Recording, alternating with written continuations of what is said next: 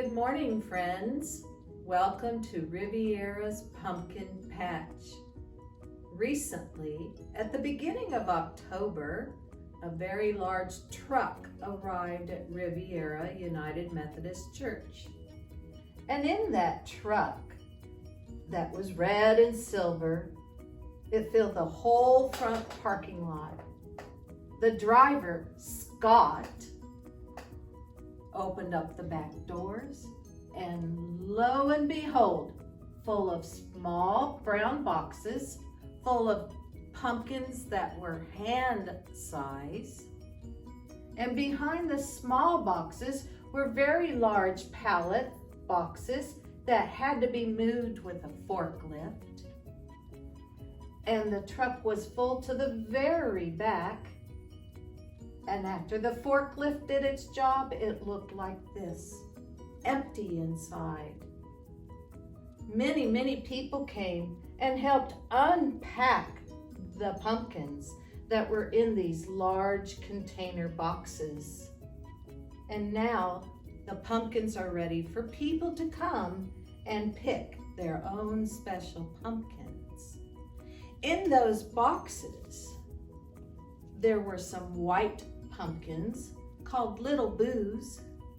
There were some gourds that looked like swans.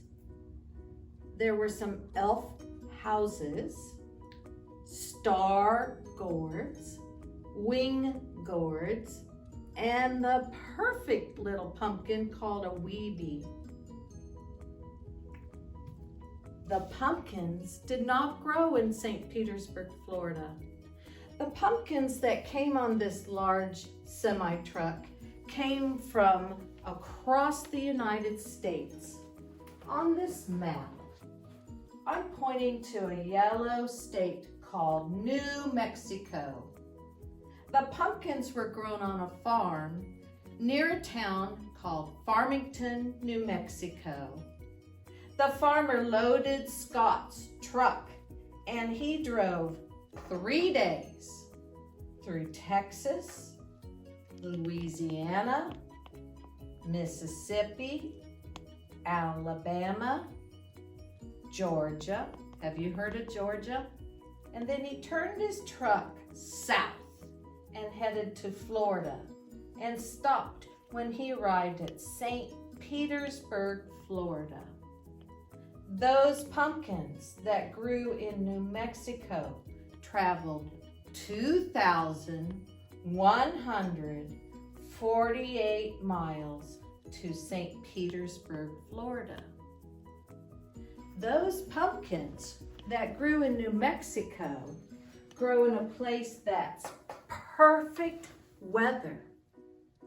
Not too rainy, not too hot, perfect weather with very few insects and a high elevation. And if they need water, they can sprinkle it with irrigation water. Perfect place to grow pumpkins. And then they're brought by truck to St. Petersburg. I hope you get to visit our pumpkin patch.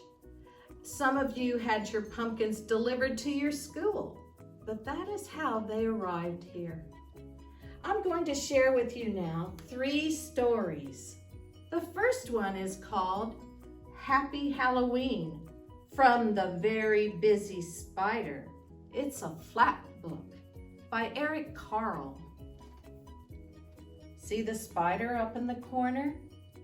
On Halloween night, the very busy spider is looking for her friends. Who does she see flying high in the sky with the stars in the clouds and having a very good time? A hooting owl.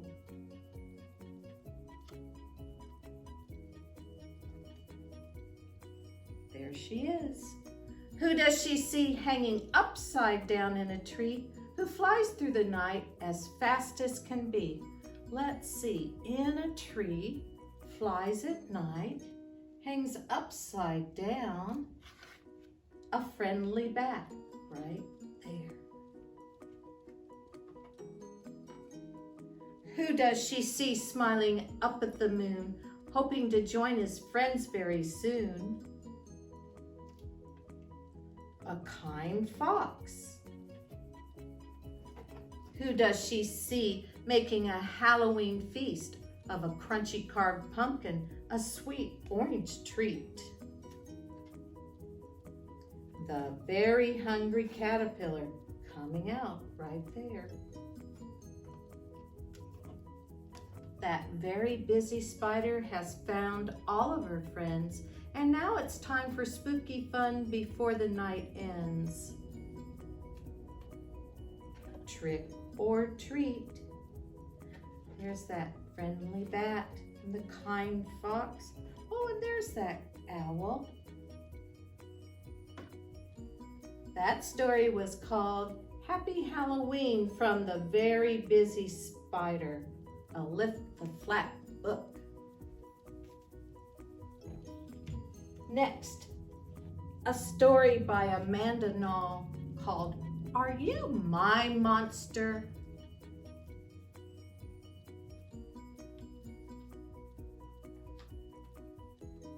This is my monster. What a good artist he is. Did you notice he used a green and brown crayon? My monster has sharp teeth, scratchy claws, and a long tail. He is green and brown. Are you my monster? You are green, but you do not have sharp teeth, or scratchy claws, or a long tail. You are not my monster. Are you my monster? You have scratchy claws and a long tail, but you have no teeth, and you are red. You are not my monster. Are you my monster?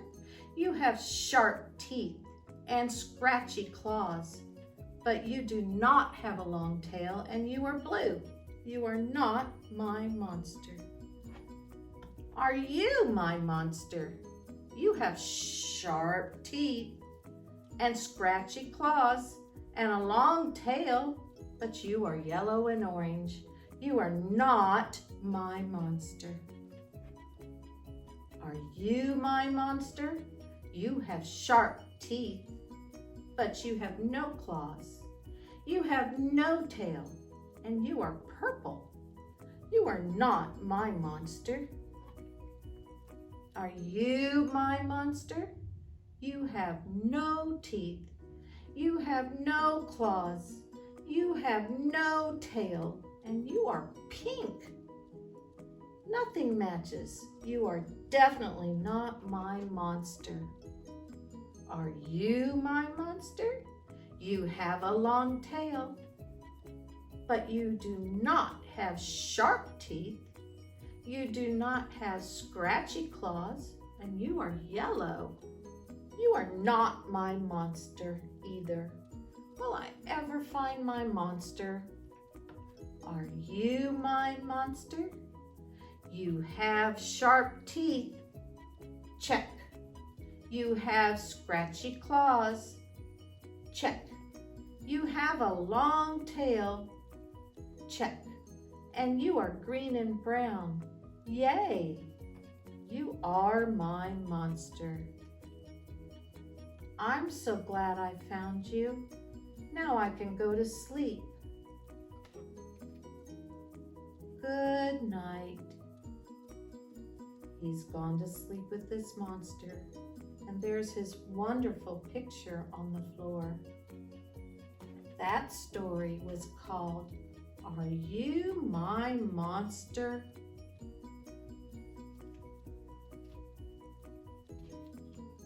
Our next story is called The Scarecrow.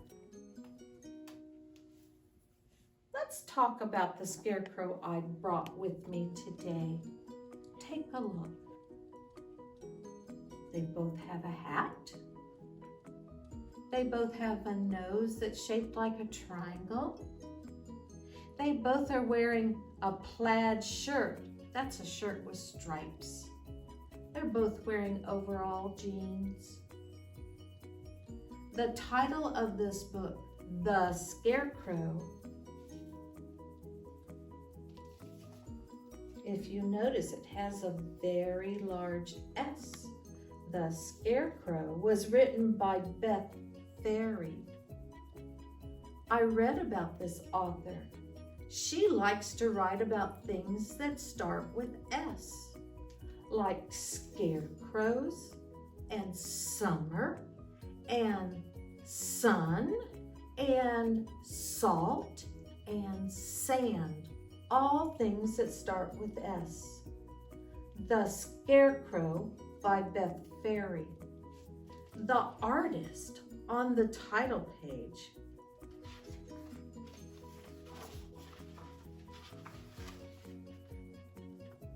has a wonderful illustration of a bird. Some people call this bird a blackbird, but it's a crow. A crow makes a sound like caw, caw. During our story, you'll hear that sometime. On the title page, The Scarecrow, look how the artist made you feel it's autumn. Do you see red and orange and yellows and brown and gold? And the scarecrow is doing his job in the field for the farmer. His job is to scare away birds, squirrels, fox, a deer, because the farmer wants his seeds. He doesn't want those animals to eat his seeds. Autumn sunshine, haystacks roll, scarecrows guard the fields of gold.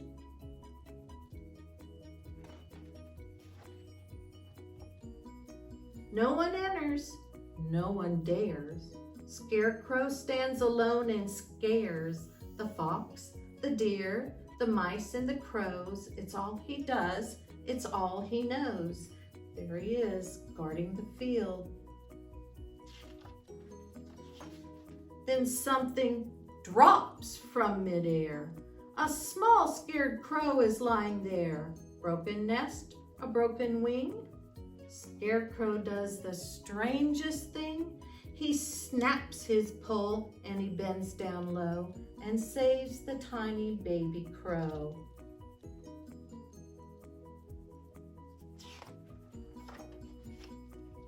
Look how gentle he's holding him. He tucks him near his heart of hay. He lets him sleep, he lets him stay. He doesn't stop to wonder why. He sings the sweetest lullaby. Safe and warm, the nestling mends. These two make the oddest friends, but friends they are right from the start. The crow will grow in Scarecrow's heart, and he will peek out at the farm, and he will perch on Scarecrow's arm. And they will laugh and wish on stars, forgetting who they really are. Scarecrows. For crows are birds, and birds must fly. The fledgling spreads his wings to try. He dips, he soars, and caws out loud. Scarecrow cheers, pleased and proud. But as he watches, Scarecrow knows that he must stay and Crow must go. There he goes. Summer sunshine. Autumn chill. Look at the Scarecrow's mouth. He doesn't look happy, does he? Is he missing his crow? Snowflakes make it colder still. No one visits, no one cares. Scarecrow sags alone and stares. Broken heart, broken pole. Nothing fills that empty hole. Then something drops from midair. A large black crow standing there. Scarecrow's arms are open wide. Crow spreads his wings. and swoops inside.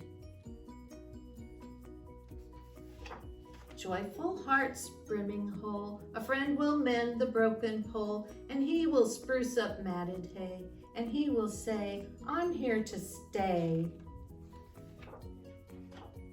Winter's over, springtime's due.